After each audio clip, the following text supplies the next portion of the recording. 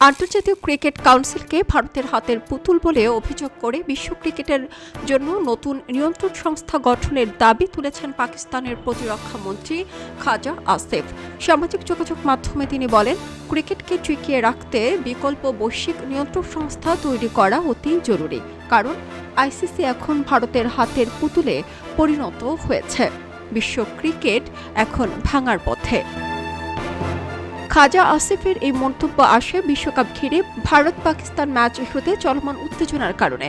বাংলাদেশ দলকে টি-20 বিশ্বকাপ থেকে বাদ দেওয়ার সিদ্ধান্তের প্রেক্ষাপটে পাকিস্তান ভারতের বিপক্ষে বিশ্বকাপ ম্যাচ বয়কটের ঘোষণা দিয়েছে বলেও প্রতিবেদনে উল্লেখ করা হয়। পাকিস্তান ক্রিকেট বোর্ডের এক কর্মকর্তা বার্তা সংস্থা পিটিআইকে বলেন, পাকিস্তান ভারত ম্যাচ না খেললে জরিমানা ও আইনি ব্যবস্থার হুঁশিয়ারি দেওয়া হয়েছে। এমনকি বিশ্বকাপের সম্প্রচারকারী সংস্থার পক্ষ থেকেও আইনি পদক্ষেপ নেওয়ার কথা জানানো হয়েছে বলে দাবি করেন তিনি।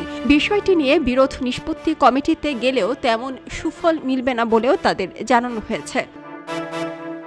ওই কর্মকর্তা আরও বলেন, পিসিবির দাবির পরিপ্রেক্ষিতে নিরপেক্ষ ভেন্যুতে ম্যাচ আয়োজনের ব্যবস্থা করা হয়েছে এবং ভারতের মাটিতে না খেলতে চাওয়ার বিষয়টিও বিবেচনায় নেওয়া হয়েছে। তারপরেও সরকারের নির্দেশে ভারত ম্যাচ বর্জন করলে তা চুক্তিভঙ্গ হিসেবে গণ্য হবে এবং আইসিসির সম্ভাব্য আর্থিক ক্ষতির দায় পাকিস্তানকে নিতে হতে পারে, কারণ বিশ্বকাপে পাকিস্তান বাংলাদেশ না থাকায় বিশাল আর্থিক ক্ষতি হবে আইসিসির। তবে পাকিস্তানকে কোনো শাস্তির মুখে আসলে পড়তে হবে কিনা সে বিষয়ে এখন আইসিসি ও ভারতীয় ক্রিকেট বোর্ডের আনুষ্ঠানিক প্রতিক্রিয়া পাওয়া যায়নি।